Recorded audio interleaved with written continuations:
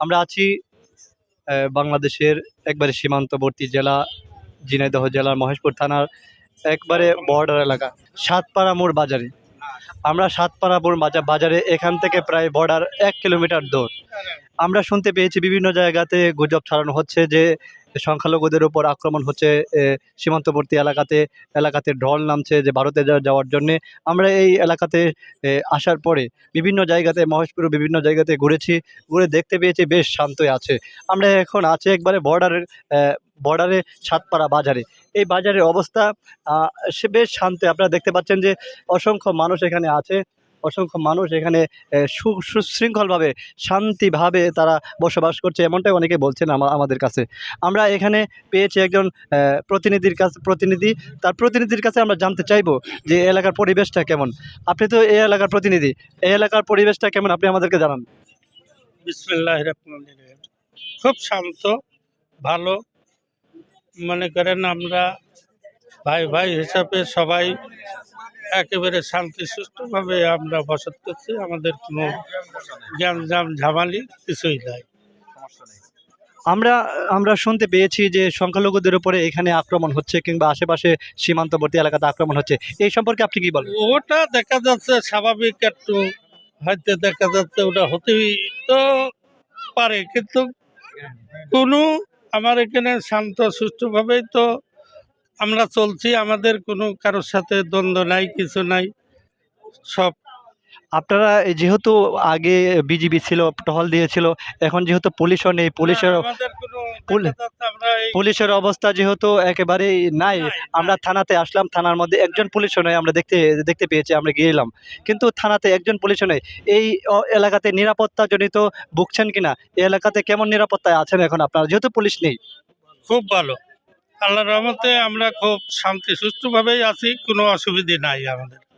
সম্মানিত দর্শক বৃন্দ বলছিলেন যে এখানে প্রতিনিধি খুব সুন্দরভাবে ওনারা বসবাস করছিলেন, কোনো ধরনের সমস্যা এখানে নেই, এমনটাই বলছিলেন। আর কয়েকজন এখানে স্থানীয় যারা আছে তাদের কাছে আমরা জিজ্ঞাসা করব।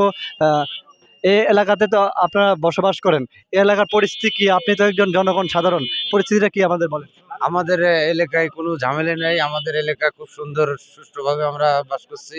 আমাদের কোনো গ্যাঞ্জাম ফ্যাসাদ নাই। আমরা ভাই ভাই হিসেবে সবাই একসাথে একমতে চলাফেরা করতেছি। আমরা অনেক জায়গায় দেখেছি যে আওয়ামী লীগের নেতা ফেতা তাদের বাড়িতে আক্রমণ হচ্ছে কিংবা তারা পালিয়ে যাচ্ছে।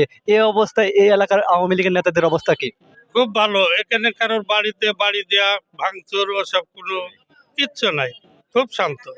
এখন যেহেতু সরকার পরিবর্তন হয়ে গিয়েছে, এখন এই এলাকার মানুষের মনে কি একটা স্বাধীনতা আসছে কিনা, এটা আপনি? স্বাধীনতা ফিরে এসেছে, কোনো সমস্যা নেই, সব সুষ্ঠুভাবে সবাই ভালো আছে। আমরা আরো কয়েকজনের কাছে জিজ্ঞাসা করবো এই পাশে। আপনি এই পাশের অবস্থা কি আপনাদের? এখন স্বাধীনতা কেমন লাগছে? খুব ভালো। সরকার পরিবর্তন হয়েছে, পরিবর্তন হওয়ার পরে এখন আপনাদের যে সতেজতা ফিরে আসছে কি? খুব সতর্কতা ফিরে আইছে আমাদের। আপনাদের ভালো লাগতেছে এখন? সম্মানিত দর্শকবৃন্দ, আপনারা দেখছেন সততা মিডিয়া ডাবল 1-এ যে এখানে যে পরিবেশ পরিস্থিতি আমরা দেখতে পেয়েছি। এই ঝিনাইদহ জেলার মহেশপুর থানার বিভিন্ন জায়গাতে আমরা ঘুরেছি, কয়েকদিন যাবৎ ঘুরছি, কিন্তু খুবই শান্ত পরিস্থিতি আমরা দেখতে পেয়েছি।